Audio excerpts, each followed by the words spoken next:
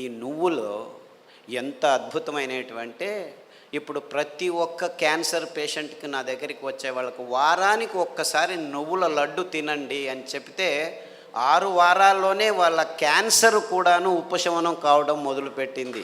అది ఎన్ని క్యాన్సర్ పేషెంట్లో నాకు లెక్కలేదు. ఇప్పుడు blood cancer, bone cancer, lung cancer, గర్భకోశం క్యాన్సరు, ఈ క్యాన్సరు, ఆ క్యాన్సరు, ఏదేదో పేర్లు 30 రకాల క్యాన్సర్లు పేర్లు పెట్టుకొని ఉన్నారు. ఏ రకాల క్యాన్సర్లు పెట్టుకున్నా, పేర్లు పెట్టుకున్నా, మీరు వారానికి ఒకసారి నువ్వుల లడ్డు మీరు మీ పిల్లలు తింటుంటే ఏ క్యాన్సరు మీ దగ్గరికి రమ్మన్నా రాదు. ఇది నువ్వుల గ్యారెంటీ. ఇది నువ్వుల గ్యారెంటీ. నువ్వులంటే ఏమనుకుంటున్నారు? కానీ డాక్టర్లు ఏం చెప్పారంటే 1990స్లో నువ్వుల నూనె తాగుతున్నావా నల్లగా అయిపోతావు, కొబ్బరి నూనె తాగుతున్నావా కొలెస్ట్రాల్ వస్తుంది, వేరుశనగ నూనె తాగుతున్నావా అఫ్లోటాక్సిన్స్ నరాల దౌర్బల్యం వస్తుంది అని చెప్పి మన పదార్థాలని ఎందుకు పనికిరావని చెప్పి ఈ విజ్ఞానులు, ఈ సైంటిస్టులు, ఈ పెద్ద పెద్ద ఇన్స్టిట్యూట్లు వాళ్ళు వందల వేల ఆర్టికల్స్ రాసేసి మన పదార్థాలని మనమే చీదరించుకునేట్టు చేసేసారు. ఇన్ఫ్యాక్ట్ నువ్వులంటే ఏం తెలుసా? ఎవరైనా చస్తే మన దేశంలో అనాదిగా నోట్లో నువ్వులు పోసి చివర్లో నారాయణ నారాయణ అంటారు. ఎందుకంటారు? అప్పి ఆ దేహంలో ఏదైనా ప్రాణం మిగిలి ఉంటే నువ్వులు పోస్తే వాడు బతికి బయటపడతాడు, నువ్వులు పోసినా బతకలేదు అంటే వాడు చచ్చాడు, తీసుకెళ్ళు దేహాన్ని. ఇంత అద్భుతమైన మహత్వకరమైన ఇది తరతరాలుగా వస్తున్న సంప్రదాయం. దాన్ని మనం విశ్లేషణ చేసుకోకుండా, అంటే నువ్వుల్లో ఇంత మహత్వం ఉంది అని తెలుసుకోకుండా ఎవడో ఏదో చెప్పాడని చెప్పి నువ్వులు అదంతకదే 2 సార్లు మనం సామెలు కొర్రలు వేస్తుంటే అవంతకవే పెరిగేవి. ఇంత అద్భుతమైన పదార్థం. ఏ చర్మ రోగమైనా నువ్వుల నూనె రాస్తే మాయమవుతుంది. రాయాలి నాకు ఇష్టం లేదంటే పొద్దున్న లేచి 3 చెంచాలు తాగండి, మీ ఎగ్జిమాలు, చుండ్రు పిండ్రు ఏమి చర్మ రోగాలన్నీ మాయమైపోతాయి. ఇంత అద్భుతం ఉంది. ఏ ఒక్క విజ్ఞాని ఇంతవరకు, ఫారిన్ విజ్ఞానులను వదిలిపెట్టండి, వాళ్ళకి తెలియదు, మన దేశంలో ఉన్న విజ్ఞానులు ఇంతవరకు ఒక్కరు నువ్వుల మీద రీసెర్చ్ చేసి ఒక్క పేపర్ కూడా రాయలేదు.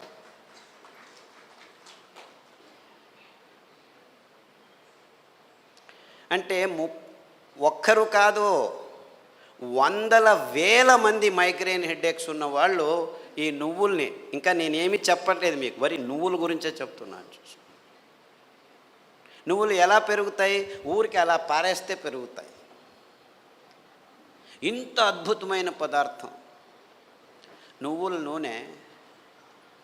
ఏ పార్శ్వవాయువు వచ్చినా, ఏ లక్వా వచ్చినా, ఏ నరాల దౌర్బల్యం ఉన్నా వారానికి 3 సార్లు మీరు నువ్వుల నూనె 2 చెంచాలు ఉదయం తాగితే మీ నరాల దౌర్బల్యాలన్నీ అలా మాయమైపోతాయి. పార్కిన్సన్స్, నువ్వు నా భార్యవా, ఎప్పుడు పెళ్లి చేసుకున్నాను నేను నిన్ను, మరుపు రోగం అంట అందరికీ, పార్కిన్సన్స్, ఆల్జైమర్స్ అంటే మర్చిపోతాడు వాడు వాడే అని తెలియదు వాడికి.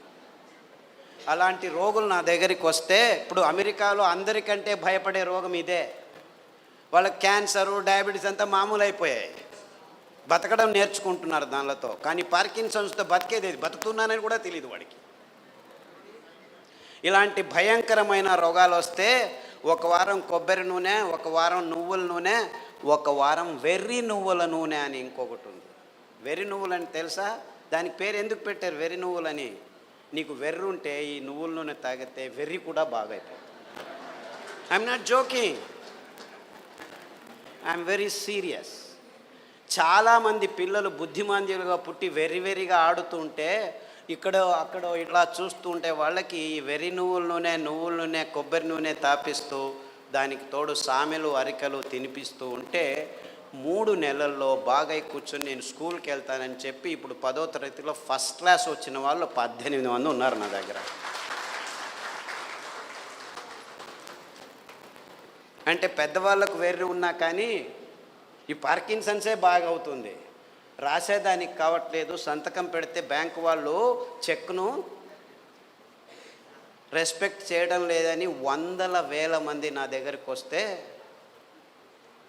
వందల వేల మంది, ఒకరు ఇద్దరు కాదు, ఈ అరికలు సామెలు కొర్రలు తినిపిస్తూ ఈ నువ్వుల నూనె, వెర్రి నువ్వుల నూనె, కొబ్బరి నూనె వారం వారం మార్చి మార్చి తాపిస్తూ పసుపు కషాయం, జీలకర్ర కషాయం, శుంఠి కషాయం తాగిస్తే 3 నెలల్లో సైన్లు చేస్తుంటే చాలా బాగుంది, ఎలా తయారయ్యారు మీరు అని బ్యాంకు వాళ్ళు అడుగుతున్నారట. అంతకుముందు నోటరీ సర్టిఫికెట్ని తీసుకోవాలి, ఈవిడే సైన్ చేస్తుంది కానీ సైన్ చేయలేకపోతుంది, డాక్టర్ సర్టిఫికెట్ తీసుకొచ్చారు.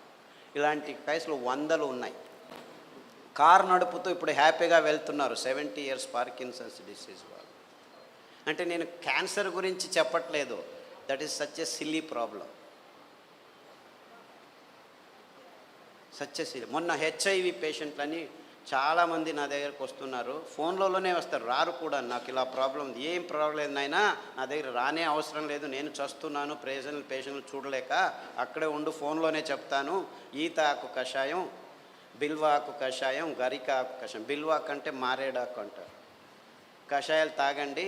దానికి తోడు వేరుశెనగ నూనె. వేరుశెనగ ఆ గులాబీ రంగు చిప్పలో రెస్వెరట్రాల్ అని ఒక అద్భుతమైన పదార్థం ఉంది, ఇంకెక్కడా లేదు ప్రపంచంలో. ఆ వేరుశెనగ చిప్ప, ఆ గులాబీ రంగు ఉఫ్ అని ఊపేసి లోపలికి తింటామా, అది మందు, ఇది రోగం. ఆ ఊపకుండా ఆ గులాబీ రంగు ఆ చిప్పను ఒక 10 గింజలు నానబెట్టి మొలకొస్తుంది, ఈజీగా బయటకు వస్తుంది, దాన్ని తీసుకొని తిను. దానికి తోడు వేరుశెనగ నూనె తాగితే అందులోనూ రెస్వెరట్రాల్ ఉంటుంది. సో వేరుశెనగ నూనె, కొబ్బరి నూనె, తర్వాత అరికలు సామెలు తినిపించి కషాయాలు తాగిపిస్తే 3 వారాలకు ఒకసారి డాక్టర్ దగ్గరికి వెళ్ళి మందులకు 3,000 నుంచి 6,000 రూపాయలు ఖర్చు పెడుతున్న వాళ్ళు ఇప్పుడు 3 నెలలైనా డాక్టర్ దగ్గరికి వెళ్ళకుంటే డాక్టర్ ఫోన్ చేసి ఏమి రావట్లేదే అని అడుగుతున్నారు.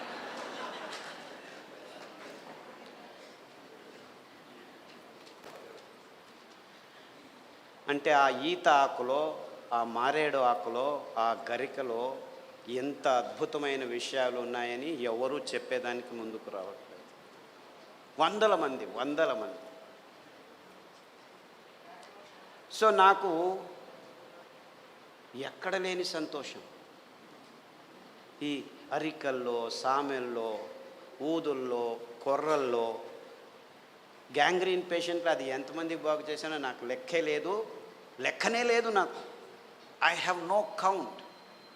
రేపు కాల్ కట్ చేస్తారంటే డాక్టర్ ఖాదర్ చెప్పాడు, చామంతి పూల కషాయం, ఆకుల కషాయం తాగండి, గడ్డి చామంతి అని ఇంకొక ఆకు ఉంది, దానికి కషాయం తాగండి, సామెలు వారంలో 3 రోజులు తింటూ మిగిలిన ధాన్యం ఒక్కొక్క రోజు తింటే 6 వారాల్లో గాయం బాగైపోయి 6 నెలల్లో 6 కిలోమీటర్లు నడుస్తున్నాను డాక్టరు, ఎంత హ్యాపీగా ఉన్నానని ఫోన్లు చేసి నా దగ్గర రావాల్సిన అవసరం లేదు బాబు, నేను మిమ్మల్ని చూడలేను. ఫస్ట్లో 100 మందికి నేనే గాయం బాగు చేసి క్లీన్ చేసి అంతా చేసి బాగు చేసి, ఇప్పుడు నా దగ్గర రావద్దండి మీరే చేసుకోండి అని చెప్పేసి ఫోన్లలోనూ యూట్యూబ్లోనూ పుస్తకాల్లోనూ రాసేస్తే ఇప్పుడు ప్రతిరోజు ఇంకా ఫోన్లు బాగలేదని చెప్పి ఫేస్బుక్లో వాళ్ళే రాసుకుంటాను, వీడికి ఎందుకు చెప్పడం అనవసరం అని.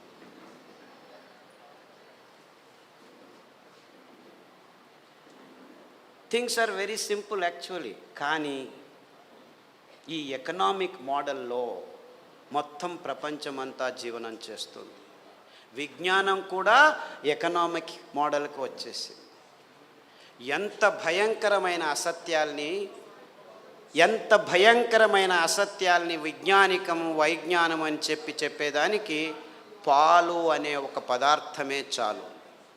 పాలంటే ఏమిటి? ప్లాస్టిక్ సంచుల్లో 10 రోజులు కోల్డ్ రూమ్లో పెట్టి హోమోజినైజ్ చేసి పాశ్చరైజ్ చేసి